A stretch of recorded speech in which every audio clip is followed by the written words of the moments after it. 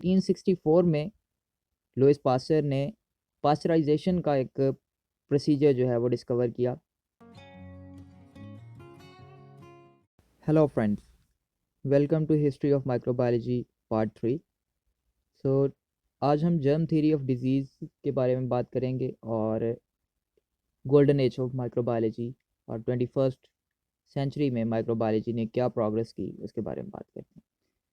तो golden age of microbiology की अगर हम बात करें तो 1857 से 1914 तक या 1914 तक का जो अरसा है उसे अक्सर गोल्डन एज ऑफ माइक्रोबायोलॉजी के नाम से जाना जाता है, क्योंकि इस एज में या इस पीरियड में आपके पास लुईस पास्चर, रॉबर्ट कॉक वगैरह ने आपके पास माइक्रोबायोलॉजी की बुनियाद रखी और बहुत सी डिस्कवरीज की।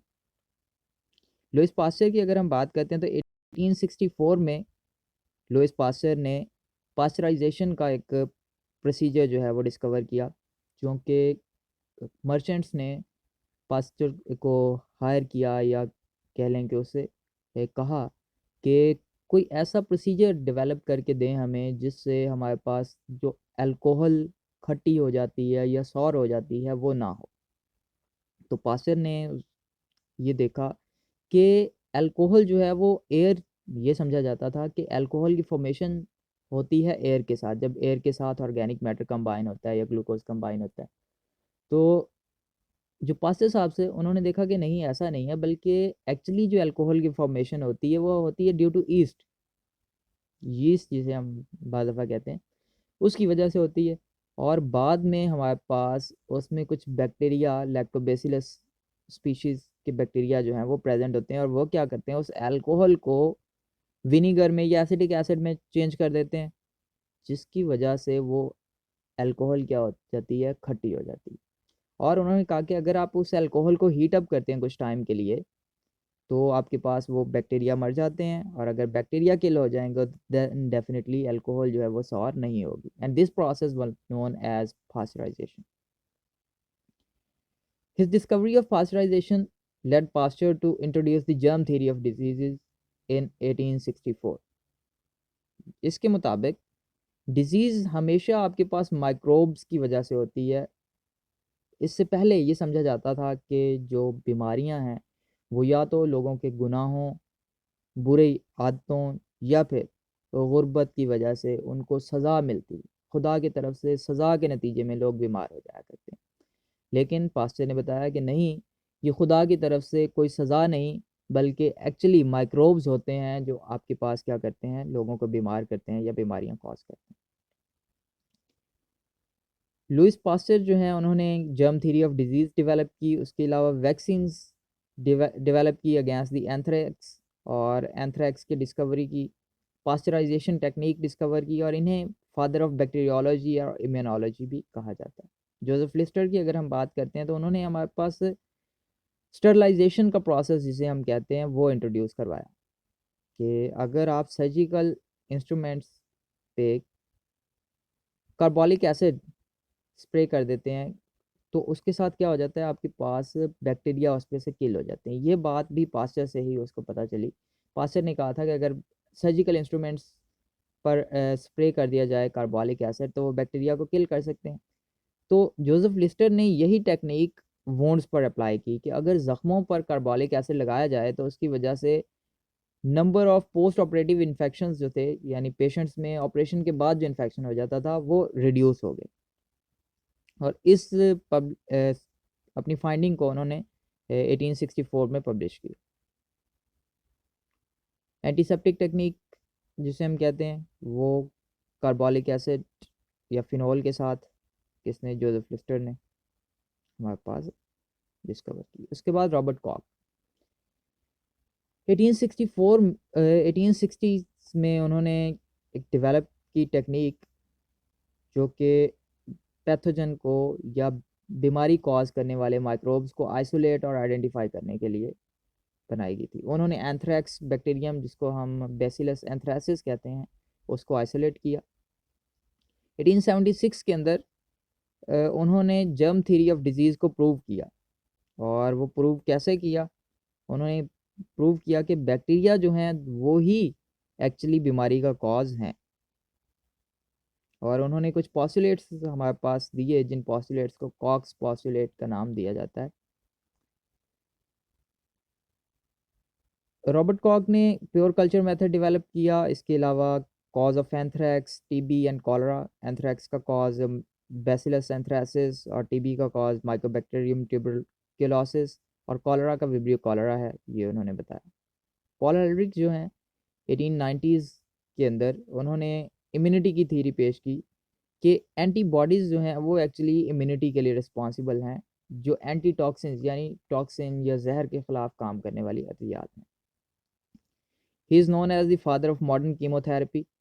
और उन्होंने मैजिक बुलेट का एक जिक्र किया। उन्होंने कहा कि ऐसी मैजिक बुलेट हो सकती है कि जब वो मैजिक बुलेट फायर की जाए तो वो सिर्फ और सिर्फ पैथोजेंस यानी बीमारी कॉज करने वाले जो सेल्स हैं उनको अफेक्ट करे, और जो हमारे पास होस्ट के सेल्स हैं उनको बिल्कुल भी अफेक्ट ना करे, और इसको सिलेक्टिव टॉक्सिसिटी का नाम दिया। उन्होंने स्टेनिंग प्रोसीजर डेवलप किया जो कि हमारे पास टिबकल बेसिलाई या फिर माइकोबैक्टीरियम ट्यूबरक्लोसिस को स्टेन करने के लिए इस्तेमाल होते हैं। अलेक्जेंडर फ्लेमिंग ने 1928 के अंदर ऑब्जर्व किया कि स्टेफिलोकोकस ऑरियस को वो ग्रो कर रहा था और ऑलमोस्ट वो उन पेट्री प्लेट्स को फेंकने जा रहा था, लेकिन उसने देखा कि उन पेट्री प्लेट्स के ऊपर ग्रोथ जो है कुछ जगह पे इनहिबिट हुई हुई है, या कुछ बैक्टीरिया जो हैं वो वहाँ पे किल हुए हैं। और जब उसने उसको देखा तो पता चला कि एक्चुअली वो bacteria due to the presence of penicillium species वहाँ पे क्या हुए थे, किल हुए हुए थे, या वहाँ पे प्रेजेंट नहीं थे। ये डिफरेंट किताबों में हमारे पास वो पेनिसिलियम की कौन सी स्पीशी थी ये वेरी करता है।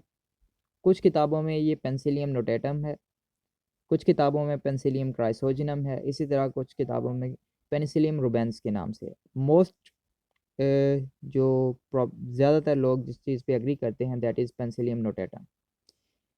और इसके अंदर जो कंपाउंड पाया गया उसको पेंसिलिन का नाम दिया गया, and it was the first antibiotic which was discovered.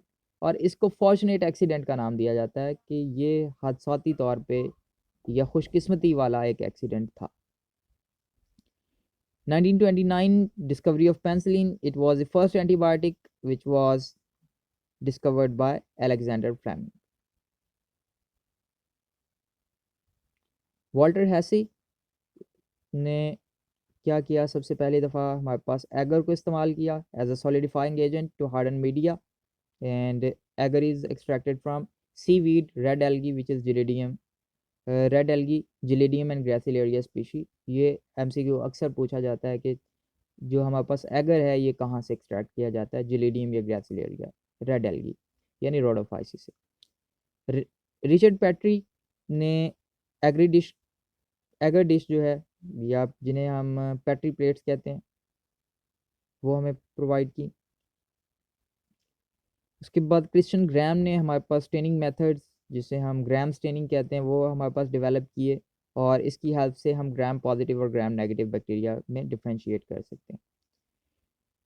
Raymond ने हमारे पास कल्चर मीडिया को डेवलप किया, और कल्चर मीडिया का काम होता है हम उस पर माइक्रोब्स को ग्रो कर सकते हैं, और यील्ड्स और मोल्स वगैरह जो हैं उनको हम उसकी हेल्प से कल्चर कर सकते हैं। डिमिट्री अवानोस्की ने हमारे पास tobacco mosaic virus TMV discover किया, और देखा कि ये हमारे पास ऐसे स्मॉल एंटिटीज़ थी जो कि उन छोटे छोटे फिल्टर्स में से भी गुजर जाती थी जिनसे बैक्टीरिया नहीं गुजर सकते। इसका मतलब है कि it was something very small as compare to the bacteria, और इसको बाद में वायरस का नाम दिया।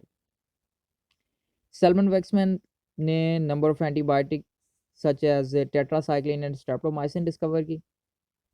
रेक्सा ने फर्स्ट इलेक्ट्रॉन माइक्रोस्कोप हमारे पास डेवलप की 1938। इलेक्ट्रॉन माइक्रोस्कोप जो है ये बहुत ज़्यादा मैग्नीफिकेशन हमारे पास कर सकती है, ऑलमोस्ट 1 मिलियन टाइम्स, और कंप्यूटर के साथ इनहेंस्ड इमेजेस जो है वो बना सकती है। ये अगर आप देख रहे हैं तो ये हमारे पास स्मॉल पॉक्स, इसी तरह ये हर्पिस, और ये मम्प्स का वायरस है। ये वायरसेस को 15,000 times, sorry 150,000 times, again 150,000 times, और जो लास्ट वाला थर्ड वाला है उसको 90,000 टाइम्स मैग्नीफाई किया गया।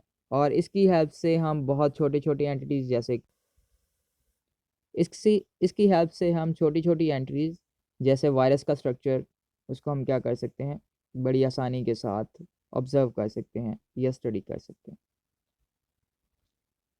और कन्वीनियंट माइक्रोस्कोप्स के साथ ये पॉसिबल नहीं था। उसके बाद वाटसन और क्रिक ने हमारे पास 1953 में मॉडल डीएनए का पेश किया, जो कि ऑलरेडी फ्रैंकलिन, रोजलिंड फ्रैंकलिन और विल्किंस ने क्या किया हुआ था, उसको डिटर्मन तो किया हुआ था, लेकिन उसका मॉडल जो है पेश किसने किया, वाटसन और क्रिक ने, जिसकी बुनियाद पे इनको नोबेल प्राइज़ भी दिया गया। ये डीएनए का मॉडल आप देख सकते हैं।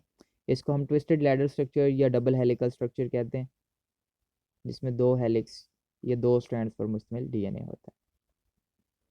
माइक्रो ऑर्गेनिजम्स जो हैं वो अपनी एनवायरनमेंट को कैसे अफेक्ट करते हैं। लुइस पास्चर ने डेमोन्स्ट्रेट किया कि अल्कोहलिक फर्मेंटेशन जो है वो किसकी वजह से होती है, माइक्रोबियल एक्टिविटी की वजह से होती है। ये हमने पहले ही बात कर ली है डेफिनेटली कि ईस्ट की वजह से होती है। कुछ ऑर्गेनिजम्स जो हैं वो हमारे पास अल्कोहलिक या अल्कोहल की यील्ड को क्या कर सकते हैं, खट्टा कर सकते हैं, और वो हमारे पास क्या होते हैं, बैक्टीरिया। और some fermentations were aerobic and some anaerobic. Aerobic का मतलब जो हमारे पास एयर या ऑक्सीजन की प्रेजेंस में होगी, और एनारोबिक जो ऑक्सीजन की एब्सेंस में होगी। He also developed the process of pasteurisation to preserve wine during storage. ये बात भी हमने ऑलरेडी कर ली। 20th सेंचुरी में माइक्रो ऑर्गेनिजम्स का क्या रोल है।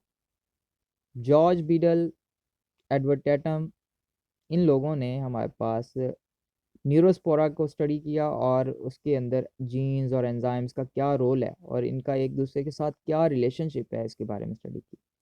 और इन्होंने one gene one polypeptide hypothesis दिया कि एक जीन जो है वो एक पॉलीपेप्टाइड या एक प्रोटीन जो है वो बनाती है।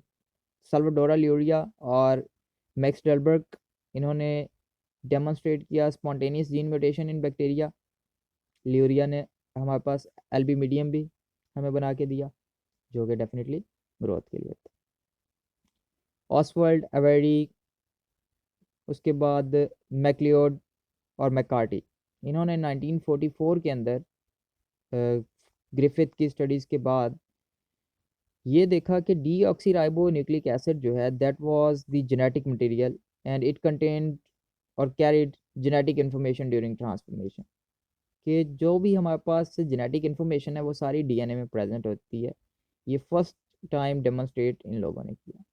और इन्होंने स्ट्रेप्टोकोकस निमोनिया के साथ दोनों स्ट्रेन रफ और स्मूथ स्ट्रेन जो थे उनके साथ काम किया। In the 1970s new discoveries in microbiology led to the development of recombinant DNA technology and genetic engineering. और अगर हम सेल्स की या माइक्रोब्स की बात करते हैं तो हमारे पास दो तरह के माइक्रोब्स होते हैं।